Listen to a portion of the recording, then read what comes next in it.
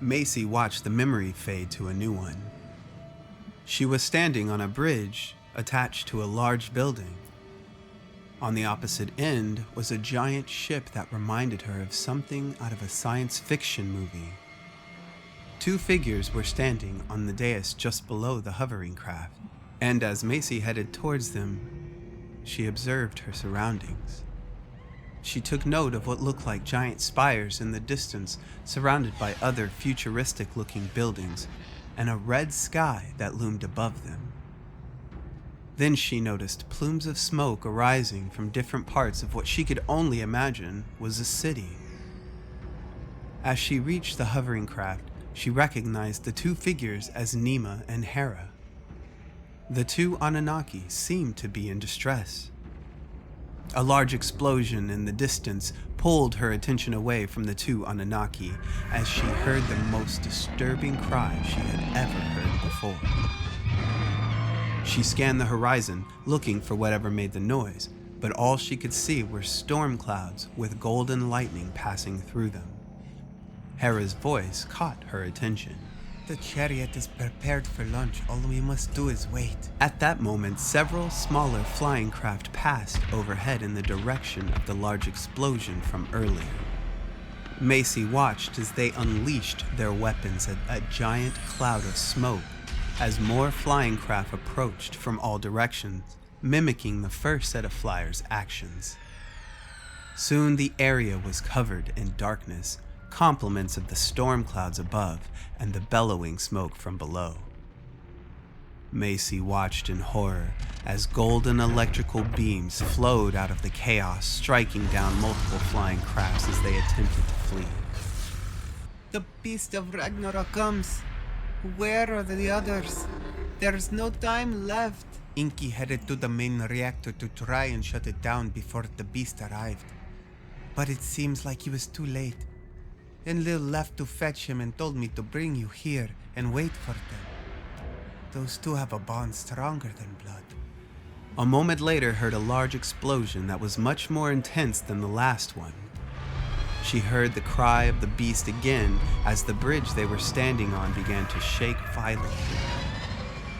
The two Anunnaki braced themselves to the control mechanism on the launch pad. Macy turned around to see Inky and Enlil at the other end of the bridge running towards them.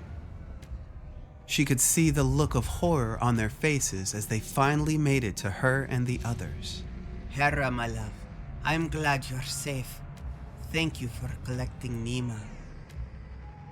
Come, inside. We must hurry before the cloud cover prevents our escape. The chariot cannot pass through the anti-gravity storm it has created. Macy followed the group inside the ship as they made their way to what Macy assumed was the cockpit. It was large and full of electronic lights that blanketed the walls and columns of the compartment. Enlil's voice pulled her attention to the Anunnaki, who was accessing the chariot's controls on the panel that hung from a slender robotic arm protruding from the ceiling. Those fools doomed us all.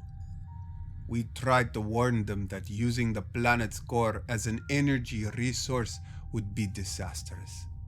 And now Ghidorah is going to rip the planet apart. Macy watched as the ship's viewport shifted from the dark, smoke-filled storm to a beautiful red sky. Enlil continued. They should have listened to you, Inky. You tried to warn them that the planet's energy would bleed out into the void and destabilize our planet. Then you tried to warn them about the beast you discovered on our now lifeless sister planet. The arrogance of the Council's decision to try and control the beast was foolish. And now our people will pay the price.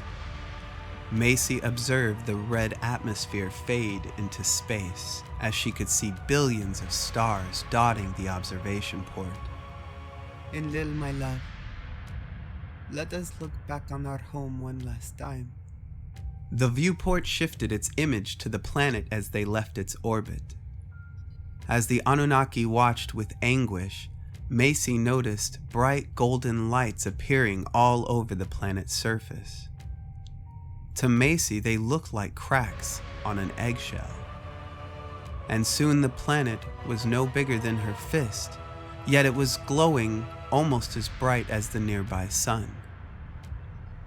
Then, suddenly and without warning, the planet exploded like a brilliant golden bomb, scattering pieces of itself in all directions. She could hear the cries of Hera and Nema as she turned her attention back to the group. Enlil stood steadfast and stoic, although she could see tears running down his face. Inky held Hera close to his chest as Enlil did the same to Nema. For all the questions Macy had, she felt herself overwhelmed with emotion. She could only imagine what the Anunnaki felt as they watched their planet die. Moments later, the memory faded to a new location. The familiar scent of seawater brought a sense of relief to the young woman as she looked out over a vast ocean.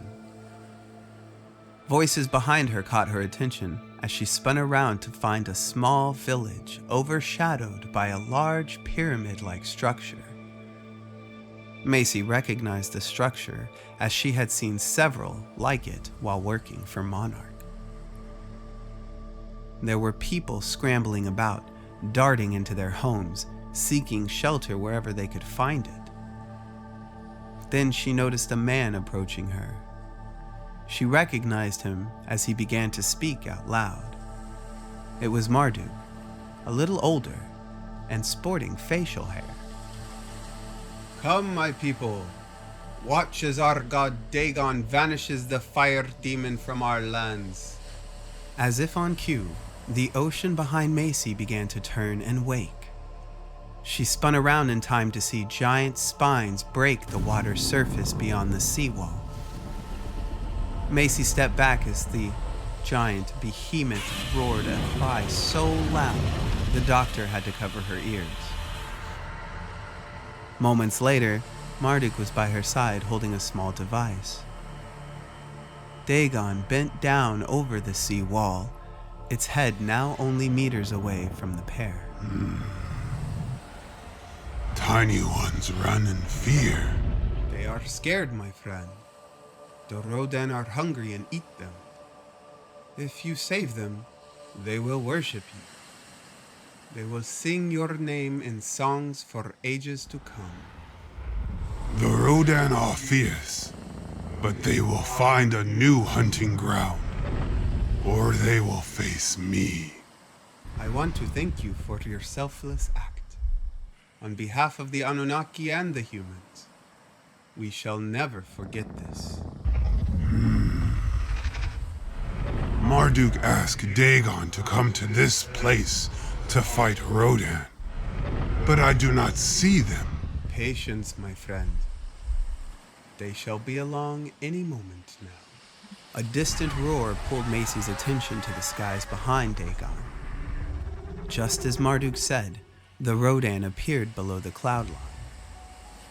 She watched as the two massive flying beasts descended to the ocean below, the tips of their wings dragging across the water's surface. Dagon let out a deafening roar that caused Macy to jump as she watched the behemoth wade into the water. In what was only moments, the giant beast had met and began combat. The larger of the two Rodans slammed into Dagon, causing the giant to step back as it tried to swipe at the flyer with its massive arms. Regaining his footing, Dagon was assaulted by the smaller of the two fire demons, this time from the rear. The talons on its legs gripped the nape of the Titan as it tried to pull Dagon off his feet. But the god would not be bested so easily. The Titan pulled himself forward, causing the flyer to struggle as the larger Rodan circled around for another attack. The spines on Dagon's back began to light up as it released its atomic breath in the direction of the larger Rodan, catching its underside as it attempted evasive maneuvers. In response, the Rodan pulling at its backside clapped its wings together on either side of Dagon's head, causing the Titan to relinquish his attack. Macy watched as the god struggled to overcome his dizzying disorientation, his assailant pecking at the top of his head. Embers that fell from the molten wings of the mighty beast dispersed before hitting the water as Dagon cried out in pain. Suddenly, the larger Rodan slammed into the behemoth's side, causing the beast to crash into the water below. As Dagon flailed about, trying to regain his footing, Macy noticed that he had managed to catch the leg of his opponent in his claw. The smaller Rodan cried out as it struggled to free itself from Dagon's grip. Macy continued to watch as the Titan pulled the beast from the air and bit down on its leg with his mighty jaw. Then, without warning, Dagon spun around, slamming the larger Rodan into the smaller as the two fell from the sky into the waters below. Steam rose up as the molten heat from their bodies clashed with the cold liquid of the ocean. The two flyers squawked and roared as they lifted themselves back into the air and away from Dagon. The doctor watched as the two Rodan disappeared beyond the horizon. Then Marduk's voice caught her attention as she turned to face the young-looking Anunnaki. Thank you, my friend. Macy could feel Dagon's footsteps as he made his way back to the seawall. A sense of familiarity struck her again. She looked at the giant as it approached, studying it, wondering why it felt like she knew him. All her questions left her thoughts as the beast began to speak. They will not soon return. Macy noticed the people from the settlement slowly creeping out of their homes as they moved ever so cautiously towards the giant. People of the Apsu, bow down and worship your great protector god, Dagon the Mighty. For he has delivered you from the fire demon's wrath and has vowed to watch over you and your families from this day unto the next. Praise be to Dagon. Macy watched as the mass of humans dropped to the floor and began praying to their new god. She looked back at Dagon, who seemed to have a puzzled look on his face as he began to speak through the device again. What are they doing, little Marduk? They are saying thank you. Macy felt the wind violently kick up as the memory began to change. The ground below her feet shifted from rocky wet surface to a soft fur-covered one. Massive multicolored wings appeared to either side of her when she realized she was on the back of a huge flying creature. She quickly dropped to the body beneath her and grabbed handfuls of fur. She could feel her heart racing in her chest as she started to wonder whose backside she was on. Then a strange yet familiar voice caught her attention. That's right. We call it the gift. Only Lord Inky and I possess the ability to use it. It's now a rare genetic mutation amongst my people, where once it was not. Macy looked up in the direction of the voice when she found a young Anunnaki female sitting closer to the front of the flying creature they were on. Macy began to make her way to the bow of the creature when an even stranger voice fell on her mind. This one understands, but is curious. What happened to home? Macy finally reached the spot where the young Anunnaki was perched to find that it was Enlil's youngest child, Inanna. The cries of the creature confirmed it was Mothra they were riding on. The philologist noticed the vast ocean she was once near had turned into a sea of jungle, trees, and small rocky mountains. Inanna's voice caught her attention. I am unclear. I have been told very little of our people's history other than the beast of Ragnarok destroying our planet and every being on it. We are all that is left. Macy felt Mothra shift her weight and bank to her port side as she began to descend. As Macy held tight to the troughs of fur in her hand, she saw a massive pyramid in a clearing appear over the horizon.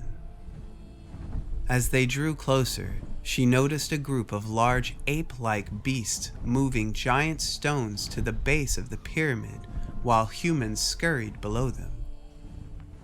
There were at least a dozen that Macy counted as Mothra circled above before descending to the flattened top of the mighty stone structure. Now, little Inanna and family are home, Mothra said as they landed. The giant insect bent down with such grace, Inanna had no problem sliding off onto the stony structure below, to which Macy followed suit. Mothra's wings folded up into the air as she spun around to face the opposite direction. Macy heard a rumbling noise and felt the structure vibrate as she kept pace with Inanna, moving to the edge of the platform. She watched as a giant ape parkoured its way to them from the pyramid's base. It had light brown fur for its coat and seemed larger than the others, who were still watching as the creature continued its climb. Moments later, the beast was in front of them, bowing to the queen of the monsters with one of its palms outstretched and facing up. Macy watched as Mothra brushed its antenna against the ape's open palm as gently as a mother would pick up her child. The giant looked up and began to grunt and puff at the insect. This one is Hanuman. Those below are his kin. Inanna placed her hands together and bowed at the hairy beast. When she looked up, to her surprise, Hanuman's face was only mere meters away from her with an annoyed look. Macy could see the frightened look in the Anunnaki's eyes when Mothra's voice filled her mind once more. Little Inanna, raise your hand like Hanuman. This is how they welcome all. Inanna cautiously raised her hand, palm up, towards the giant beast, still fighting back her unease. Macy watched as Hanuman glanced at Mothra, who nodded in Inanna's direction. Hanuman then looked back down at the frightened Anunnaki, who was still holding her hand out. With one finger, the beast gently caressed Inanna's palm, but to Macy, the young female still looked paralyzed. The two giants looked at one another for a moment. Mothra let out a beautiful roar that shook Inanna out of her paralysis of fear. The giant gorilla began to huff and puff with what looked like a smile on his face. Was he laughing, Macy wondered? Then Mothra's voice filled her mind once more. Little Inanna, worry not. Hanuman is quite fond of your beauty. You have nothing to fear from Hanuman or his kin. Macy couldn't help but laugh to herself, just a little. She watched as Inanna's demeanor changed to a more relaxed posture as Mothra laid down next to the already sitting Hanuman. Such kind words. Unfortunately, my heart is already promised to another. Mothra looked curious at what the Anunnaki just said. Hanuman's face was lit up with questioned expressions. This one does not understand. Inanna took a moment to think before she answered. What I meant to say was, I am already promised to a mate. His name is Osiris.